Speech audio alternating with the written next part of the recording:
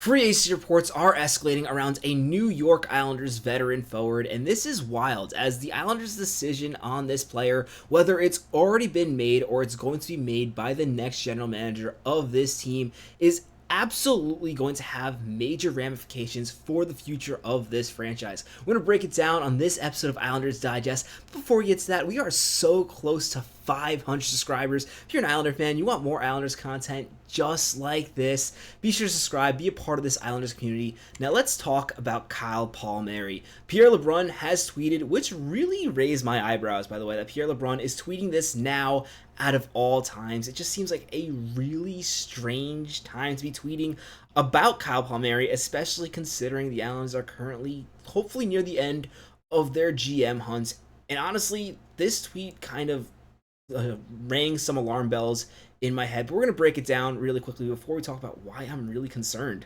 about this tweet.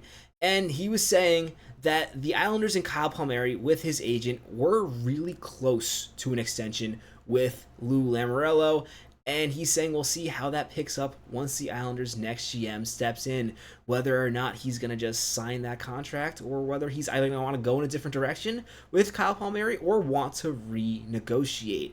Now, that's what's being said in this tweet, but I'm kind of reading between the lines, and perhaps I'm reading too far, but we've seen this with Lou Lamoriello before, with Kyle Palmieri, where they've been close on a contract, but you don't really get any information on it, and then you find out months later that the contract has been signed and just locked away in a drawer, and it was already completed, it just wasn't filed with the league. And I'm almost wondering, is this a scenario where Lou Lamoriello has already signed Kyle Palmieri and the team just has not announced it, especially with all the turmoil going on, changing with the front office and the owners? I mean, we haven't had the team face the media yet. And yeah, this is probably just me being paranoid about this situation, but you gotta think that, is there potentially a chance that the Islanders have already signed Kyle Palmieri? The only reason I wonder this is, especially with the GM hunt going on right now, for Pierre LeBrun to be tweeting this, perhaps there's something going on that we don't know yet. Still, I'm not going to panic. Not that it would be an absolute panic scenario if the Islanders already signed Kyle Palmieri before Lou was let go. It wouldn't be an ideal situation, but it would not be a disaster. But that would kind of shed a little bit more light on why he wasn't traded at the deadline. And for the record, on this channel, we are no longer going to be complaining about Lou Lamoriello not trading Kyle Palmieri, because frankly, the Islanders, even though it probably was not the best decision for Lou Lamoriello, he is no longer the GM of this team, and you know what? Because the Islanders kept Kyle Palmieri, the Islanders got the first overall pick. Sure, Lou Lamoriello had no way of knowing that, but if he had traded Kyle Palmieri for a second-round pick, there's a good chance they lose one of these games or don't get an extra point here or there, and they don't get this pick. So, can't really complain about that now, especially in hindsight. Still, it's really interesting what the Islanders do with Kyle Palmieri. I'm speculating here that potentially he is signed already. I think that is almost definitely not the case. I would say the chances that that already happened are almost zero. You can't say they're zero because we've seen this with the Islanders before, which is why maybe I'm just overreading into this. But assuming the Islanders have not signed Kyle Palmieri, this is going to be a really interesting decision for them to make, whether or not they should bring back Kyle Palmieri. And as we know, if he is not already signed, which I'm just going to say he's not signed, you never know, but I'm hoping and assuming that that didn't happen, because that would be a whole another can of worms. But assuming he's not signed, there are going to be a couple teams interested in Kyle Palmieri, and this can really get interesting. We know Kyle Palmieri pretty much wants to stay in the area. That's the main reason why he wanted to sign a deal with the Islanders. In a previous video, we're talking about hopefully he could take a nice discount to stay with the team, potentially a contract like Taylor Hall with the Carolina Hurricanes. The Devils are another team that is interesting in Kyle Palmieri, and maybe this is why Pierre LeBrun came out talking about this today, because there has been a lot of interest from the Devils in a player like Kyle Palmieri.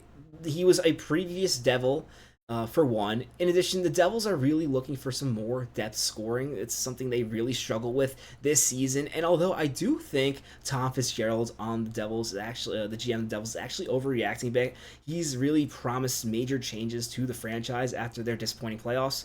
For the record, Jack Hughes was out for the playoffs. So yes, the Devils do need more depth scoring, but perhaps they would have been a lot more competitive and likely could have beat the Carolina Hurricanes if they had a full team with Jack Hughes. So maybe a little overreacting on his part, but regardless, it would make a lot of sense for the Devils to bring back Kyle Palmieri, perhaps more sense than it would for the Islanders. And this is nothing against Kyle Palmieri, but I was kind of talking about how I actually kind of hope that the Islanders have not brought back Kyle Palmieri in some weird secret Lou move as his final gift to the franchise.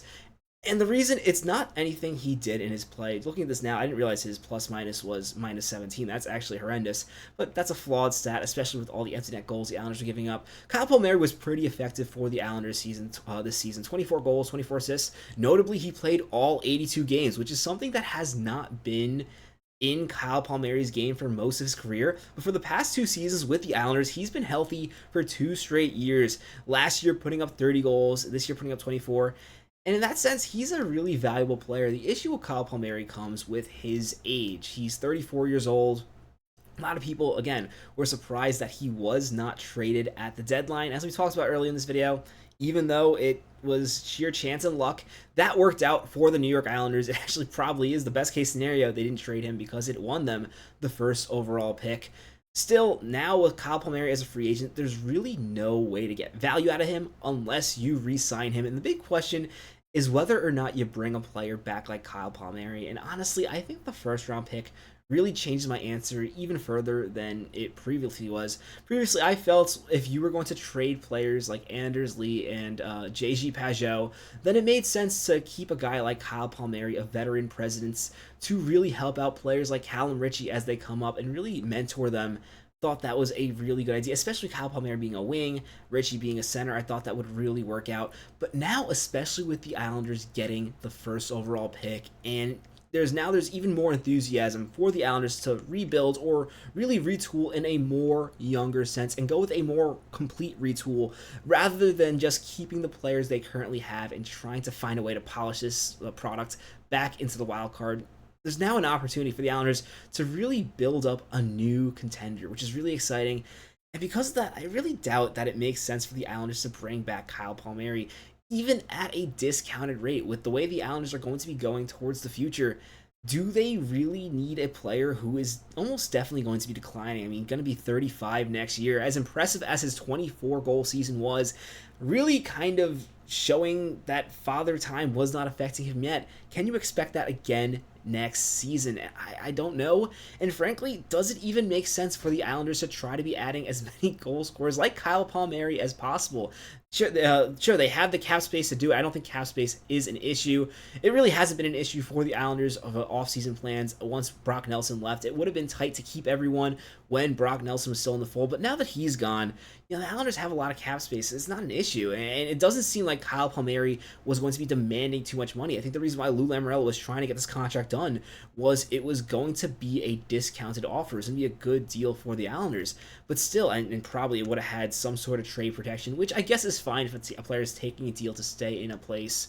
But perhaps it makes sense for the Islanders either to sign nobody and really just commit to this rebuild / retool and really focus on the free agency class next season, or perhaps spend that money for Kyle Palmieri, assuming it has not already been spent, which is why I'm really hoping it hasn't been spent, because the new general manager should be able to make a decision on whether or not to bring Kyle Palmieri back or another player. And honestly, with where the Islanders are now, it definitely makes more sense for the Islanders to go with a younger player, whether that be somebody like Andrei Kuzmenko. I know he's a pretty dividing figure in the NHL just by the way he plays. I mean, he was incredible in Vancouver. Other places he's been absolutely terrible. It looks really good again with the Kings. Could be an interesting player for the Islanders to take a swing on. Or a Nikolai Ehlers. I don't know if Nikolai Ehlers is going to be available this offseason. He's had a really good playoffs with the Winnipeg Jets, so I think it makes it a lot more likely they're going to keep him. Or a Brock Boeser, which has been talked about a lot. Personally, I think Brock Boeser, with his injury history and just his inconsistency, probably not worth the extra money it would be for the Islanders. I have no doubt that Kyle Palmieri would be a discount scorer for the New York Islanders. The question just is that the direction they want to go in? Or is it the direction they already have gone in? we have no reason to believe that Lou Lamoriello has already signed Kyle Palmieri to a contract, but yeah, he's done it before. So we're going to have to see. Let me know in the comments what you want to see the Islanders do with Kyle Palmieri. Do you want to see him back, or would you like to see him go somewhere else like the Devils? I'd love to know your thoughts below. Love having hockey conversations with you guys in the comments. If you haven't already, be sure to subscribe to the channel. My name is Patrick Nilan. This is Islanders Digest. Let's go Islanders.